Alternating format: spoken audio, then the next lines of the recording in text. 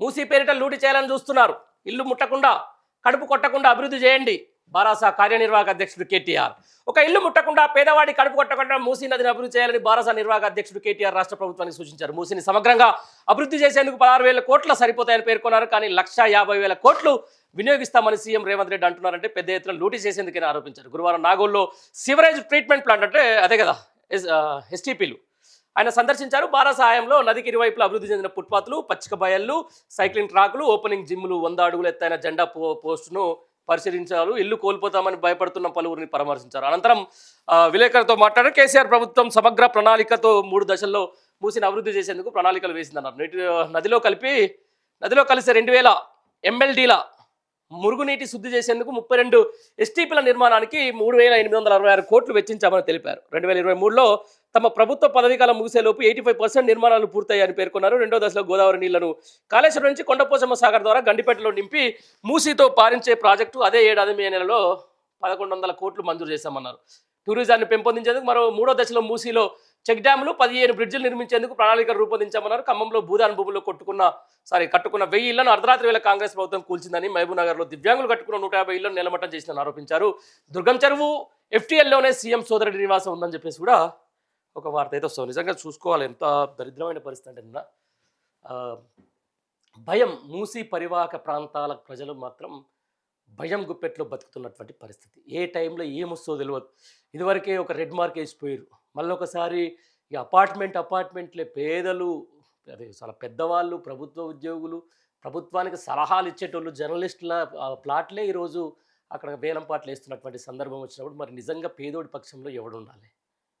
ఏ రాత్రి పూట శనివారం ఆదివారం వచ్చిందంటే మూసీ పరివాహక ప్రాంతంలోని చుట్టుపక్కల ప్రాంతాల వాళ్ళు ఎవరైతే రెడ్ మార్క్ వేసిర్రో వాళ్ళందరి పరిస్థితి అగమ్య గోచరం. వాళ్ళు కనీసం పడుకునే పరిస్థితి, ఇలా ఈరోజు ఇంట్లో పడుకున్నాం రేపు మనం ఏడుంటామో అని కూడా వాళ్ళని తెలియని పరిస్థితి. ఇంత దరిద్రమైన స్థితిలో ఈరోజు మూసీ పరివాహక ప్రాంత ప్రజలు కొట్టుమిట్టాడుతున్నటువంటి పరిస్థితి. వాళ్ళకు తక్షణం అంటే పోయి రెడ్ మార్క్ వేయడం అది కావాలని చెప్పేసి శనివారం సాయంత్రము ఆదివారం పొద్దున్నో ఎవరు అసలు ఇంట్లో అది ఎంత దరిద్రం అంటే వీళ్ళు ఇంట్లో ఉన్న టైంలోనే ఎవరైతే వాళ్ళు ఎప్పుడైతే సెలవు దినం ఉంటుందో ఆ ఇంట్లో ఉన్నప్పుడే ఈరోజు వాళ్ళని విరుచుకుపడుతున్నటువంటి సందర్భాన్ని మనం చూస్తున్నాం.